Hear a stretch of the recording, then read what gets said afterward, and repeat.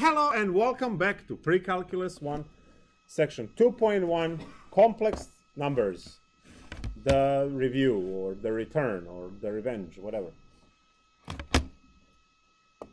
It's a short review of what you learned so far. We are going to use this in chapter 2. Some of the solutions to our polynomials are going to be complex values.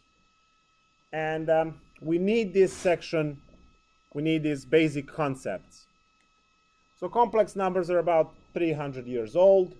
They are basics for our alternating currents and a lot of other technologies that exist. Electrical engineering uses this a lot, and so on. So let's take a look. You are familiar with the realm, hopefully, the realm of real numbers. This is where you find your whole numbers. You find, 1 and 7, and you find 2/3 as a rational number. You find 0 in there. And also irrational numbers like pi and e and square root of 2 and square root of 5. So a lot of these numbers, there are infinitely many of them, and they all belong in this set box of real numbers. And then on the side over here, there is addition, and that addition is imaginary numbers. Well, first, let's set the record straight. All numbers are imaginary. You don't see number 7 walking down the street, all right? It is mathematical abstraction. Numbers do not exist. They are just a concept. So you can count, right? 1, 2, 3, those are natural numbers. Then you add 0, makes it a whole. You add negatives, makes it an integer. Toss in all the fractions and make all of the whole numbers as, let's say, 7/1 and 10/1. Then they become rational. And then toss in irrational numbers, and you have set of real. And then on a side, you build a set of imaginary numbers which will contain I defined as the square root of -1. With this definition, you open the door to the second dimension for numbers. So now, when you take a real number A and you add to it another real number multiplied by I, you create what we call complex number. This number is two-dimensional because it has its real part, part A, which is graphed on your regular x-axis. Number 2, -10, whatever it is. And then you have an imaginary axis, which is 90 degrees. It's not y-axis. It is imaginary axis, which is perpendicular to A. And that axis will contain 2i, pi I, or any of these other numbers like 1/2 I, -3/4 I, 100 I, and so on. So what we have is a real axis. We just put the real axis. And this is what your actually x-axis is. And then perpendicular to that, you have your imaginary axis, which contains i's. So that's the y-axis. It has nothing to do with x and a y, but x is still x, okay? Imaginary axis has nothing to do with y. Now, if you look at the complex number, 2 plus 5i, actually no, let's go 4 plus 2i. 4 plus 2i. 4 is real, so that goes 1, 2, 3, 4. And then you have 1, 2, I, so that's where it is. As you can see, complex numbers are not on x-axis. They are away on this imaginary plane, created by real and imaginary numbers. Now, if you really want your head to explode now, the y-axis, which is perpendicular to x-axis, will have its own imaginary axis, which creates a 4D space. Woohoo! So if you have a complex function, which we are not going to get into, complex function will have a complex input and might have a complex output, and that is two-dimensional plus two-dimensional is four-dimensional thing. Very difficult to graph, but a lot of fun to work with. Well, I mean, my definition of fun, I don't know. You might like picking flowers and stuff, I don't know.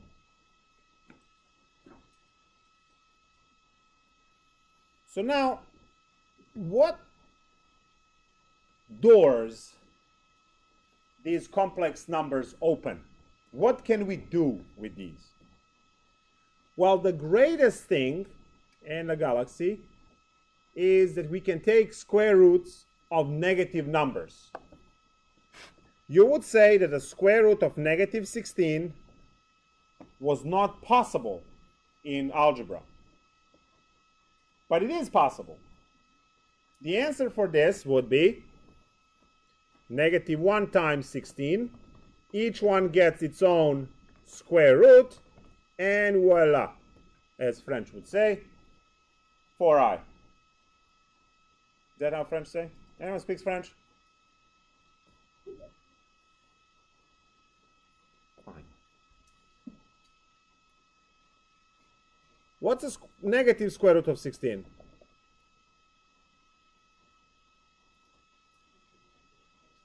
Negative 4. And what's the square root of 16? 4. That's it. All right, so maybe you want to have all of this on one pile so you can compare them. Be mindful of the minus sign. So what is the square root of negative 72?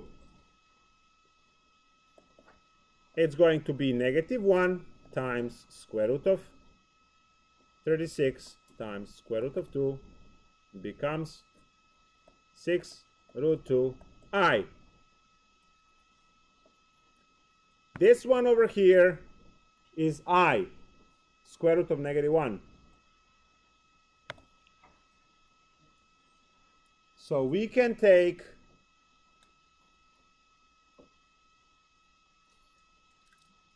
square roots.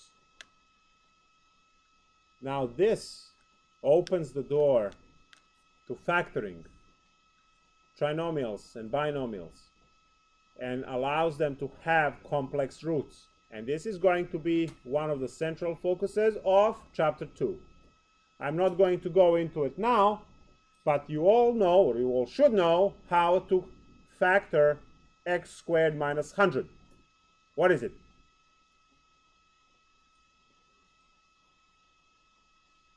X squared minus 100. What are the factors? X minus 10, x plus 10. Good. Now, what's x squared plus 100? It's going to be x minus 10i, x plus 10i. See? It's going to be the same, except you get i's. So some of our factors later, chapter 2, are going to be over complex numbers. Some of the solutions are going to be complex numbers. So you got to know this stuff. Next part is complex numbers are numbers. Therefore, we can add, subtract, multiply, divide, square. We're not going to square root those now, but they can be also square rooted and so on. Square root produces beautiful infinity of solutions on those, so it's nice. So let's add them. You take a complex number 2 minus 3i and add that to complex number 8 plus 4i. What do you get? Well, the common sense will tell us real to real, imaginary to imaginary, because it's like terms, right? And that's exactly what you do. Follow the common sense. So how much is 8 plus 2? Nice. And how much is negative 3i plus 4i? Perfect. 1i.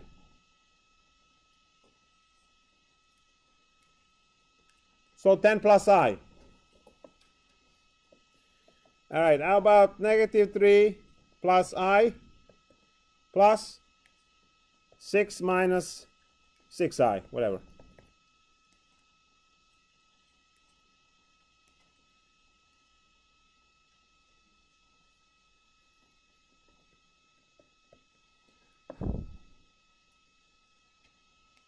Real with real, imaginary with imaginary.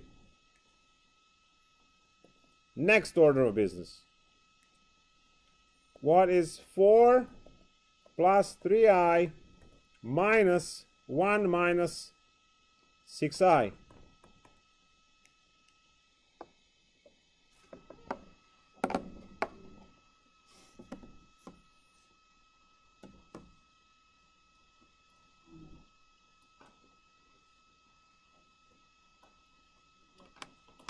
You have to distribute the negative. Very good.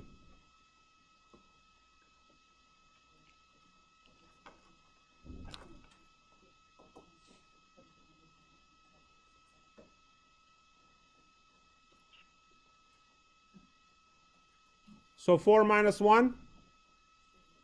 3. And 3i plus 6i?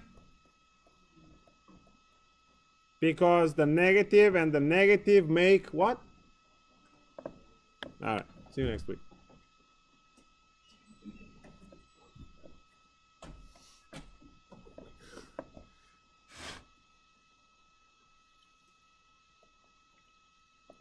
Negative 1 minus 6i minus, yeah, whatever, negative 4 plus, I'll run out of numbers. What should I put here?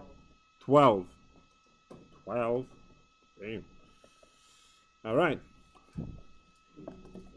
What do we have?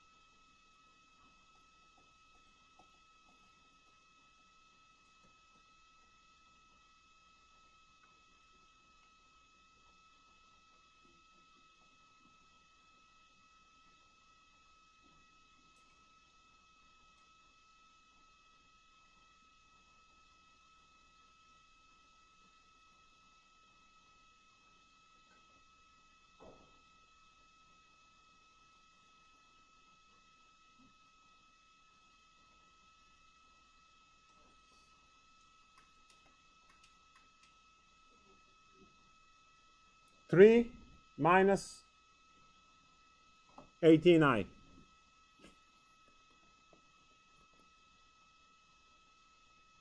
Good. See you next week. Next one is multiplication. 3 plus I times something, negative 2 minus 4i. So what should we do here?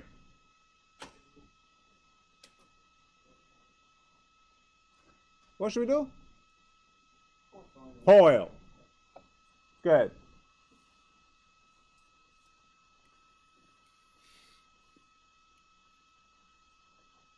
So 3 times negative 2 is? 3 times negative 4i is? I times negative 2 is? And what's I times negative 4i? Negative 4i squared. Ooh, what's I squared?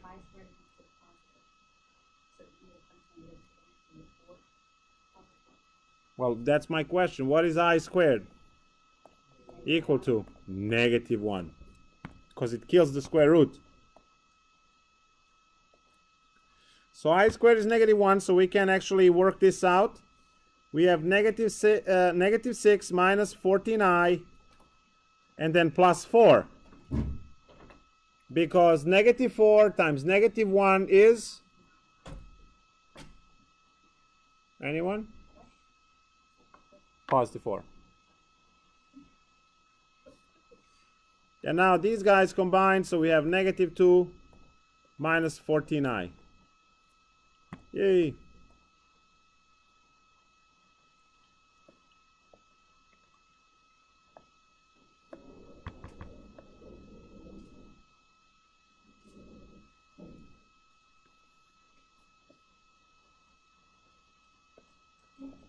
Easier example. This is when you distribute. So the difference between distribute and FOIL. Right? FOIL is when you have two binomial.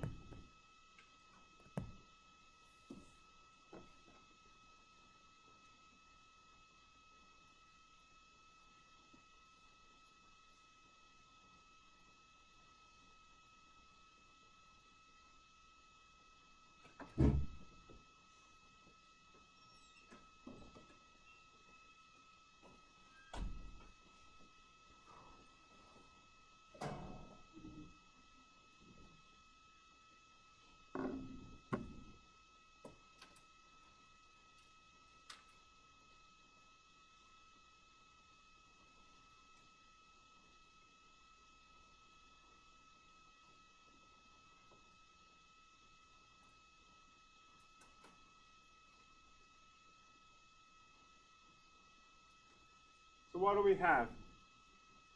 -27i plus 12i squared. Now I squared is -1, so we actually have -12 minus 27i.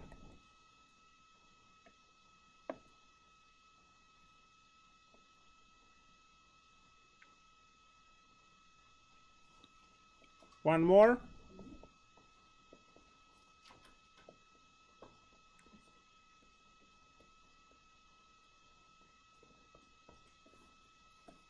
I know how much you love fractions.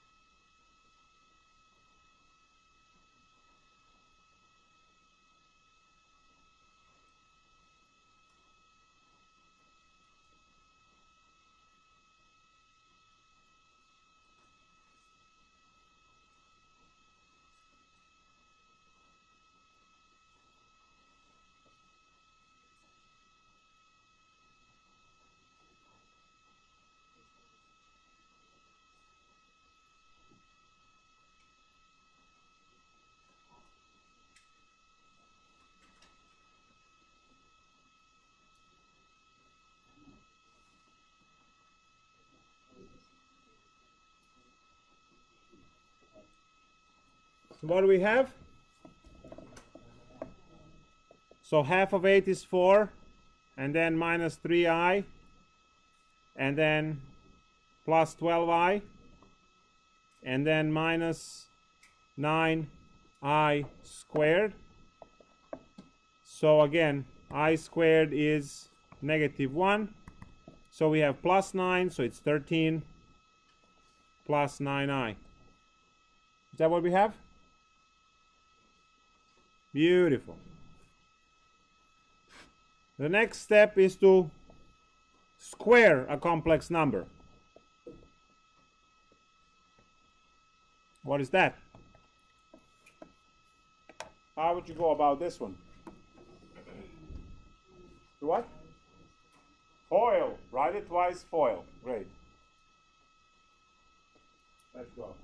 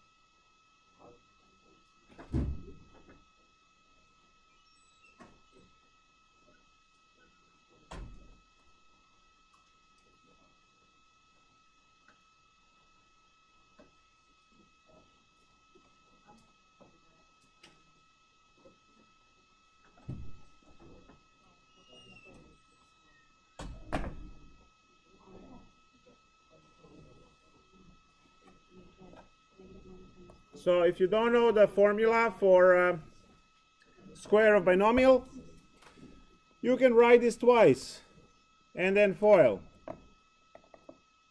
9 minus 12i minus 12i plus 16i squared. So that's negative 16, right, with the I squared being negative 1. So negative 16 minus 9 is negative 7 minus 24i.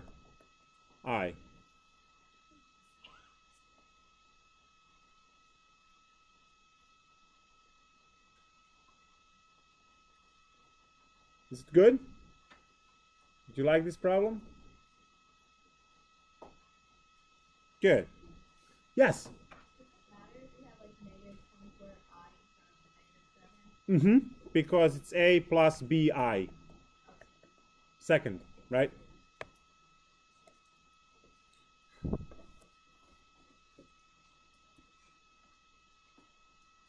You know, it's convention, the way we are used to write things. A plus BI. You'd be definitely set to start your hair the way you know. And how you would see the colors and everything. My best. The only thing that is left for us is unnecessary division. Because we are not going to use division of complex numbers. But when, you know, we can review a little bit. And you can at least look into your groups for labs, discuss a little bit something, and then we'll have a lot of lab time next class with the review, right? On Thursday, since exam is on Tuesday, Thursday will be all class review and lab time to catch up, and the lab is due as soon as possible.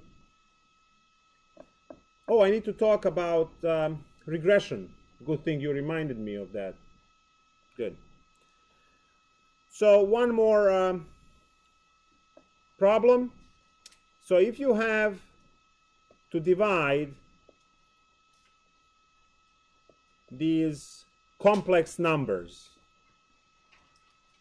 since I is a square root, well, there should be rationalizing involved, which means you multiply by conjugate. Conjugate is the same denominator with opposite sign. So we are multiplying, I'll change the color. We are multiplying by the conjugate. You change the sign. And now you have two multiplication problems on hands. You grind through that and make sure that you have it in a plus bi form at the end. So 3 times 5 is 15 minus 9i minus 10i plus 6i squared. On the bottom you have difference of squares. That means that the middle terms cancel. So all you have is 25 minus 9i squared. On top, this is negative 6. So 15 minus negative 6 is 9 minus 19i. And in the denominator, the I squared becomes negative 1. So it's 25 plus 9, which is 34.